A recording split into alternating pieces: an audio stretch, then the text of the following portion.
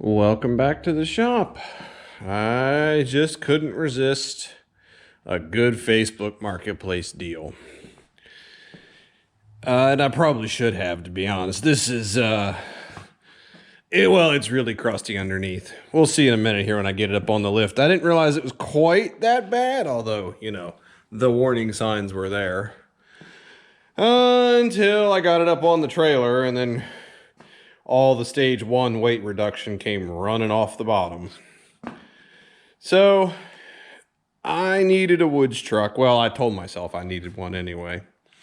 And I thought it'd be fun to kind of do a revive and drive, but this is an EFI 302, so it's gonna run. A little bit of, I don't even know what that is. She's filthy. Been off the road about 4 years, I think. 2020 was the last one we were seeing.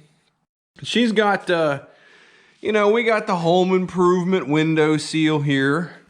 Pro tip, car repair supplies are not sold at Home Depot.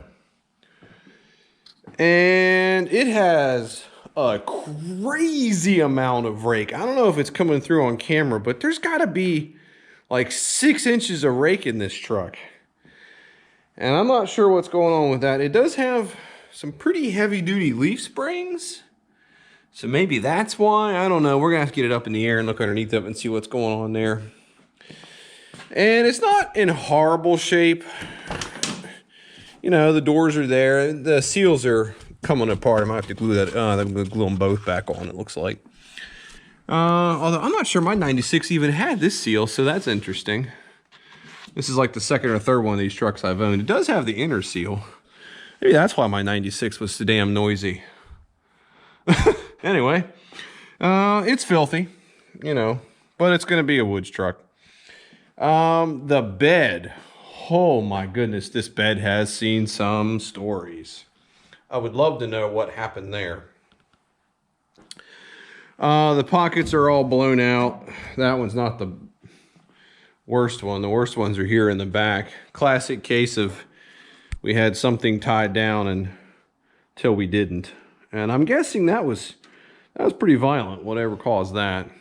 It does have a pretty bad ding in the front bumper, so maybe that all happened at the same time.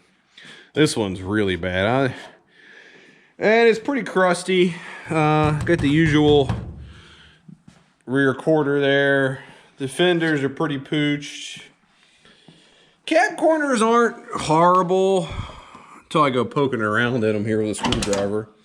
Rockers are there. They're not great. We do have a little bit of rust coming through there. I gotta get it up in the air and see how bad the floor pans are. The doors are, they're pretty solid. She does have the nice deluxe mat pockets. That's nice. I never had one that had those before. Of course, the door cards are all blowed out. I think I have a set in the barn from a 95. I have to see if I still have them. This one's completely give up the ghost. And there were like 5 bottles of brake fluid in the cab, so that's a good sign, right? But stick shift, 4-wheel drive, manual hubs, manual transfer case. Does have twin tanks, and we're going to talk about that in a minute, because all it needs is a fuel pump. Sure. And if you can't tell, there's that's no bueno. That's not supposed to do that. So we're not doing clutch things anymore either. Guy said, "Oh, it just needs a slave cylinder," and I'm sure there's nothing else wrong. She's got the $9.95 parts store specials on pretty much all of it at this point. The tires are holding air. I don't know if the hubs work because it doesn't run. My goal tonight is to find out what it's going to take to make it run. Because even if it doesn't have a working clutch, at least running is a huge improvement. All right, where's the door handle here? Oh, only own like 3 of these. You'd think I'd know where this is by now. All right, hold on.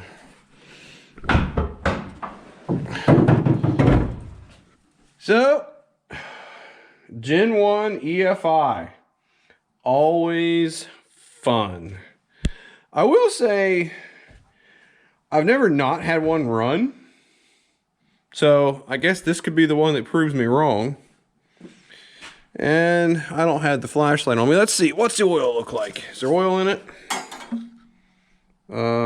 Some. Or the none. Yeah, that's enough. It's not in terrible shape. It takes 2 hands to handle the water. Not an AC truck, which is actually nice because I think it is a Lariat. And I didn't know that you could get Lariat without air conditioning. So that's good. It's got some, I gotta get a light. So anyway, like I said, they said it needs a fuel pump. And I kind of have my doubts that all it needs is a fuel pump. For one, because there's actually 3 of them in these trucks. Each tank has its own lift pump. And, am I looking this up backwards? Hope not, hang on. Is that why it didn't run the other day? That's interesting, all right. I have to get a light and get some tools because I think I just found out why it didn't run the other day. Hooking the battery up backwards. We did try to run it when I put it on the trailer, or crank it, and it wouldn't crank. And I think I just found out why. So hopefully we didn't blow every fuse in the truck. It's got a rear slider that's broken, which is like the default setting for these. And even when they do work, all the stuff from the bed likes to join you in the cab when you hit about 50 miles an hour. Ask me how I know. I do have a new glass for it. We'll just get rid of this completely. I hate them. You go through hours of work to get them functional, and then they break the first time you use them. And they put a bunch of crap up in the cab. And it's got a deluxe velour seat. So, you know, that's good. I'm gonna get a seat cover. And vinyl floors. So it was kind of a weird truck. Cruise control, but no AC. So like I said, this is an odd combination of stuff. It's turd brown with some less turdy brown up here. So that's, you know, nice. It's a dual tank truck. I'm sure one of them doesn't work. I've never bought one that both tanks worked on. So yeah, kind of get it running here and probe around underneath, get it up in the air, and I'll bring you back in a few. Well, we're underneath. I did put a battery in it. It's not cranking great, so hopefully that's not a sign that starter is shot. And it's, yeah, it's filthy. Original factory high pressure fuel pump right there behind the front drive shaft. And a fuel filter that looks like it's probably older than I am. So we're gonna start with the fuel filter, and we're gonna hope that's the problem. I mean, it's not horrible. I actually thought it would be worse. So here's the first tank, and if you've never seen one of these, Ford was, yeah, they were pretty clever. So this is a switch that actually selects the tank, and it selects the fuel sending unit. So each tank has its own sending units. This tank's this is the front tank. It's in pretty good shape. I don't actually see any evidence of a leak. The straps they're pretty solid. So good news is if I need to take it out, I probably won't have to pull the bed. We'll roll back here to the rear tank. I did select the rear tank in the dash just to see what would happen. The gauge went to crazy full, which means the electrical connection to this tank sending unit has been severed. I don't know how much gas is in it. But again, good news, it's not rotted out. I don't think. I don't see any evidence of leakage anyway. It looks like at one time it may have had some undercoating on it. So that's nice. Now what's not nice is the amount of gear oil underneath the bed. So tell me it needs a pinion seal without telling me it needs a pinion seal. Oh yeah, that's not terrible actually. Wonder what that is then. It's definitely gear oil. Wonder if it's just coming out of what's left of the exhaust here. So So yeah, we'll have to get into it. It needs more than a fuel pump. I knew that when I bought it. But my objective was to do kind of a cheap but reliable truck. And I've had a few of these old Fords, and I've never not gotten one running. But I joke because they always just need a fuel pump. So let me get this fuel filter off of here, and we'll see if it's bone dry or not. And I may end up just going ahead and, since I know it needs a clutch anyway, I may just go ahead and pull the front drive shaft to get it out of the way. All right. As you can see, the drive shaft is out. I did go ahead and remove the fuel filter. All you have to do is take these two little plastic clips out, and then the fuel line's popped right off, which is great considering the age of the truck. There was gas in it, and it stinks, but I think you can see that on camera. The fuel filter is not plugged. I'll probably go ahead and get a new one anyway. So now I'm going to move on to seeing if there's electrical power to the fuel pump here.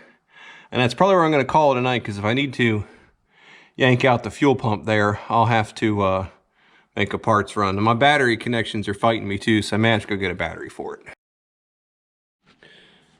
Welcome back to this steaming pile of something or another. Had a bit of a rethink here, a little bit. I found the wiring diagram for the fuel pump, and it shows the ground wire running through the ECU for the engine, which kind of leads me to believe that the computer decides when to turn on and off the fuel pump by switching the ground. And the reason that's important is I was trying to test the wiring with a meter just with the key on, and there were two problems. One, like I said, the computer's probably not letting the fuel pump run anyway. And two, the battery was dead, and I couldn't get my jump pack to give it enough juice. So I pulled the battery out, and would you look at this? The battery tray is intact. Not only is the battery tray intact, the original Ford battery hold down is here and functional. I'm shocked. So I'm going to slam a battery into it. I'm going to hook up a test light, and hopefully I can get the fuel pump to, or the circuitry to indicate that the fuel pump is being powered up. I did go to the store this morning, and I have a new fuel pump. I'm not installing it until I know for certain that I need it. And I figured out why the back ring of the steering column cover was removed. This little push rod here is what actually activates your switch, your ignition switch. All this is a lock cylinder over here. And you have to really fiddle with the key to get it to stay in the run position. So, joy! I probably get to rip the column out of this truck and change out that switch, because they're so much fun. Although, as I'm looking at it, you might be able to get to it. But anyway, it's a known issue with these bullnose trucks. So, all right, I'll bring you back in a little bit here once I got everything rigged up underneath of there. I'm going to have to make a test light, because God forbid you be able to buy one in the store anymore. And we'll see what happens. All right, let me show you the setup here. So I disconnected the fuel pump electrically. Fuel filter. I bought a new fuel filter. I don't think there's anything wrong with that one. Morning. Neighbor walked over. Give me 1 second. All right, sorry about that. Neighbor walked over while I was trying to show you. If you take your probe here, and this one can send 12 volts, just stick it down in here, and if you listen, you can hear it clunk. You might not hear it on the camera, but it's trying, but it's definitely froze up. So I grabbed like I said, I bought one this morning, and it's always good to bench test these parts that come from the parts store. They're sort of notorious for being bad, so that one definitely works. Now, what I don't know, I gotta take this one out of its case here, but what I don't know is then if the wiring's good. So we'll have to do a little more testing here. I was gonna put a test light on it, but the pins, I mean, you can see the other end of the socket here. The pins are really tiny, and I don't want to short that accidentally with a test light, because there's no fuse. It's a 20 gauge fusible wire, and God knows where that is in this truck. So we're going to change out the pump. We're going to see if that fixes the problem, and if not, then we'll have to start chasing the wiring out. Now, the good news is I did hear the relays clunk when I cycled the key, which is what they're supposed to do. They're supposed to come on for a couple seconds. And that kind of confirms, and you can hear it turn off, and that kind of confirms what I was thinking about the computer actually controlling the ground. So I think everything's working, at least at the relay. We're going to put a new pump in, and then we'll probably dump a bunch of gas all over the ground. I did put 5 gallons of fresh gas in it. It's still showing empty, which probably means that the float is sunk. The rear tank, the sending unit doesn't even work. It just goes to like halfway around past full. So I don't know. We'll get it going here. Don't worry. All right, we're all buttoned up under here. It's all back together. Like I said, we're gonna find out if this wiring works. The kit came with some insulated butt connectors, the heat shrink type, but I went ahead and threw some split loom on it. Went ahead and put the new fuel filter in. Like I said, the old one's probably fine, but we're here, we already got it torn apart. Might as well put a good fuel filter in. It does give me confidence, since that other fuel filter wasn't plugged, that my tank probably isn't just chock full of garbage. So let's hop up top here and we'll see if it actually wants to crank. Well, I mean start, it'll crank. And then, you know, idle, make oil pressure, the whole,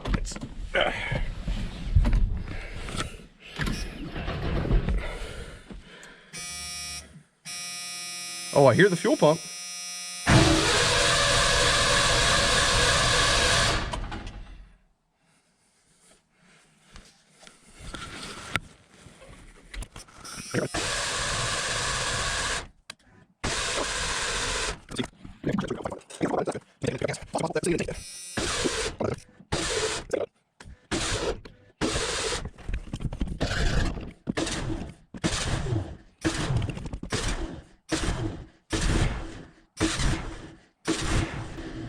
Oh, I know what's happening. We're not staying on. Yep.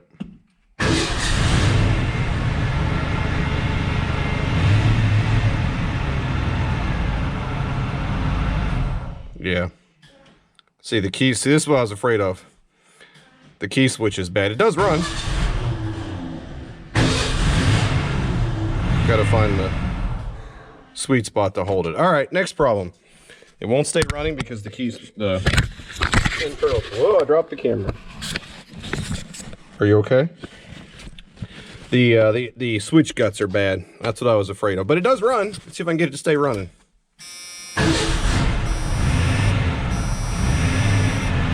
There. If you hold it, it'll run. Make sure we're actually out of gear here. Power steering pump's low. Got oil pressure. Well, enough to set the switch anyway. It doesn't indicate that we're charging, but that could be because the ignition is funny. Yeah. All right, we'll have to get that ignition fixed, but it does run. And then we'll start chasing the bugs out of it. Well, it's been a few days. I did not get a chance to film yesterday. So basically what ended up happening was we had to take the whole dash apart here to drop the steering column. And I think you can see it, maybe? Yes. There's a switch down there that is the actual ignition switch. If you look right there, you should be able to see it in the top left corner. And you can actually see it. The plastic piece there had separated from the metal, and not all the contacts were making contact. So we had to drop the column, took that out, went over to the workbench, and beat the tabs back together. It's just some pot metal, so it's pretty soft. I mean, it did last for almost 40 years. And it's working fine now. We did have to take the knob off the wiper switch, which was glued on, so the wiper switch, I don't think it survived. That doesn't look good. So we do have that working now. And I took the truck out and drove it around the field. Totally didn't do donuts in front of my brand new neighbor's house in back of my barn. Nope, did not do that. And let it run for 10 minutes or so to get up to temperature, to make sure the thermostat works, which, by the way, it does. And I shut it off, and it was sitting out in the field. And I wasn't going to do anything with it. I went and ordered a whole bunch of parts, clutch, shocks, some suspension stuff. You remember, it only needs a fuel pump. And yeah, Thursday, I went to bring it back in the barn, and it would not restart. And I could not hear the brand new fuel pump running. So we dropped the fuel pump, ran 12 volt to the pins, nothing, no noise, couldn't make it go burr no matter how much I tried. So I said, okay, well, the Chinesium fuel pump did what half of Chinesium fuel pumps do. And this time, when the fuel pump was disconnected, I went ahead and keyed on to see if the fuel was flowing, and spoiler alert, it was not. So also, in addition to the boost pump being bad, the lift pump was also bad. And we decided to just go ahead and pull the bed rather than fight dropping the tank out the bottom. It was empty, well, except for the 5 gallons I put in it. But I've never had a lot of luck dropping tanks. You know, we're in the Rust Belt, so there's other things I want to do. The bumper was sagging pretty bad. I want to get a trailer hitch on it. And we didn't know if the wiring was any good. So we ended up taking the bed off. And of course, if you actually read the fuel pump directions, it definitely tells you to needle scale and paint your frame while the bed's off. Yep. I think it came out pretty good. I'm happy with it. We also deleted the rear fuel tank. There's just no point in having 2 tanks in this truck. All the electrical stuff was working.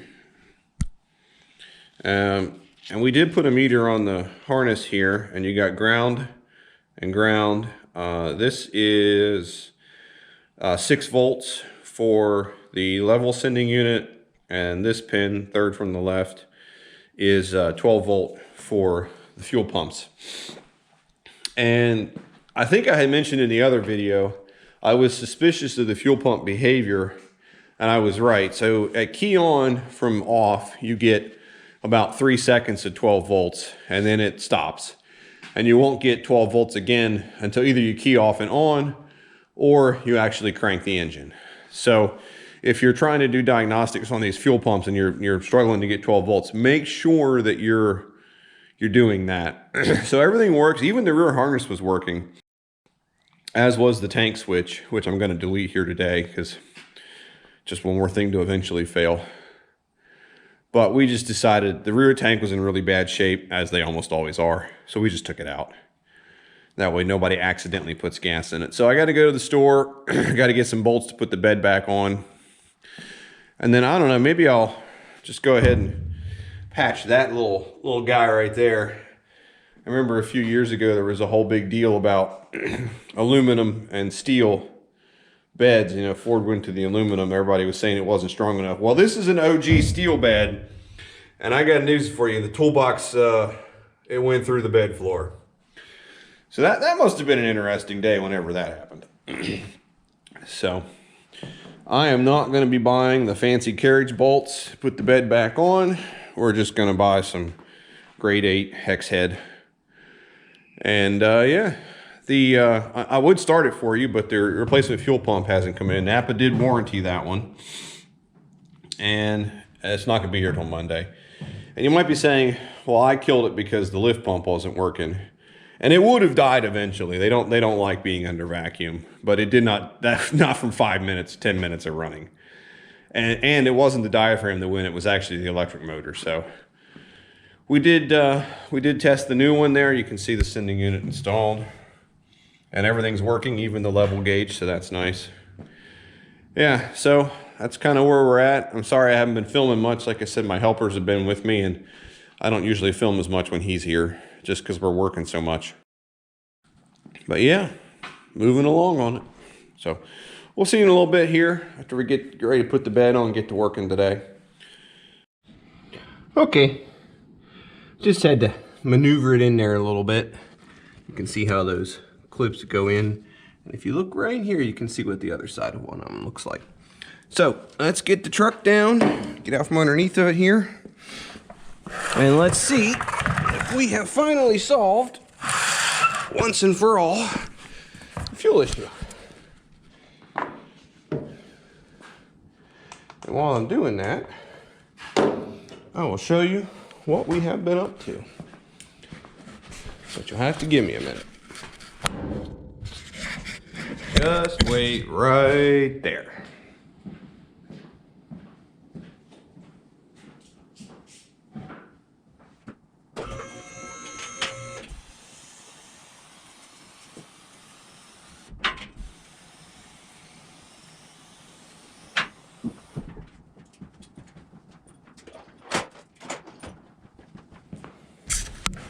All right, got the bed back on, threw the bed liner in it, and I totally fixed that giant hole in the middle of the bed. Did add some nice hold downs here. I got them on all four corners, and I got one in the middle. Let's see if I can get it here. They're a little bit different in the middle because I didn't have 6 of those sort of original equipment ones, and they're not bolted in, they're welded in. There's no good way to get bolts on them in this bed. I think in the new trucks there's like a nutsert or something that's supposed to be there, but this will do for now. Went ahead and fixed the tailgate. See, they actually work now. All I gotta do is take this cover off. There's supposed to be a lot more bolts. They're a T30, I think. Lubed everything up, got it all working. There is an adjuster in here if it's not, when you rotate the handle, if it's not making contact. So let's see what happens when we go to start it up. And yes, I know it looks like a homeless person has been in here. All right, ignition switch works now. Let's see.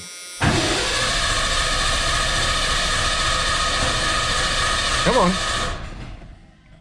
I heard the fuel pump run at least.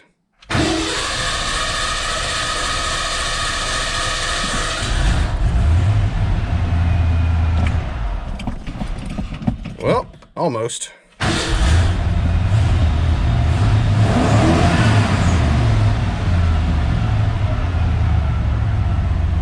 There you go.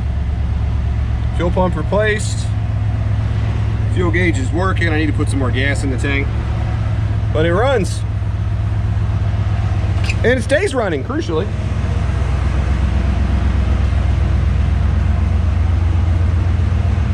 Might have been a little bit flooded there when I finally got it running. It smells like gasoline, but it's not smoking.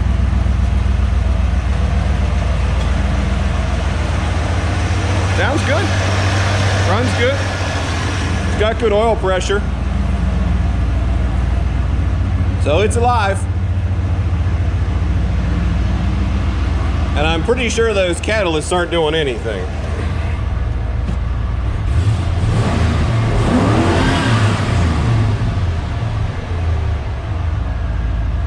I can live with that. There's the oil pressure. Yes, I know it's just a switch. It does hold temperature too. We had it running for a while the other day before the pump died. Yeah, yeah. I don't think the catalysts are doing anything. They're there. Yeah, they don't do anything. That'll be good for the fuel economy. Hold on a second. I'm gonna die.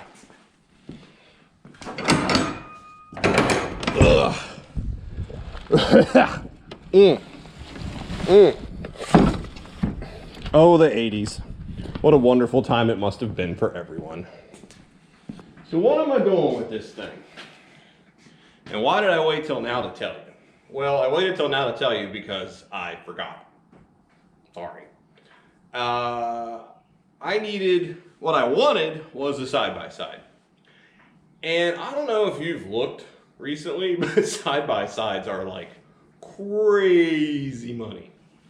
So I almost bought one, and I'm kind of glad I didn't, because the more I thought about it, I thought, well, I don't really want a side-by-side. What I miss is my 96 long bed.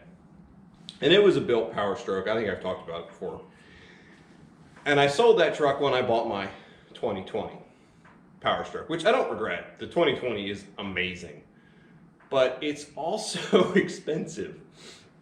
And I don't mind using it to go long distances and to haul back projects and to do most of the things I do with it. But there's two things I really don't want to do with it. First is I don't want to take it out in the woods. And my wife and I, along with help my father-in-law, it's his property, but we help maintain it. And it's got a lot of wooded areas and trails and stuff. And you can get to it, but then once you're there, you can't go off the trail. So having something that I can slide into a tree on a muddy trail, I'm really not worried about denting up a few fenders on something like this. So that's one thing. And the other thing is, like I said, I wanted a side-by-side. My in-laws live pretty close, and I could actually drive there on a side-by-side if I wanted to. But I don't know. I thought for the money of a side-by-side that's in any kind of shape, I can put a truck on the road. And so I thought it might be fun to do a kind of a cheap car challenge thing here. I don't get into a trademark issue with Top Gear, but yeah. So I was thinking if I could get this truck bought and on the road safe, and we'll talk about that as the process evolves. Safe is a key word for me. For under $3,000, I'd be doing pretty good, because to go out and get a side-by-side that's in good running shape for less than $5,000 around here is basically impossible. So we'll see if I make it. I don't know, it's kind of a challenge. And then I thought, well, I'll film it. I wasn't gonna film it, but I thought, no, I'll film it, because I started this video out and I said it's kind of a revive and drive, and it's not really a revive and drive, because it's a 302 with EFI. Like, it's gonna run. There's not a hole in the block, so it's gonna run, and it does. But I wanted to kind of talk about what I like to do when I buy one of these things that's been sitting in the tree line for a few years, because I feel like a lot of the revive and drive channels, they just get it running and then they go do a burnout in the field, which is cool. I love burnouts, but then they never talk about what comes next. So I don't know, maybe you won't find it interesting, but I'm gonna try and we'll see what happens.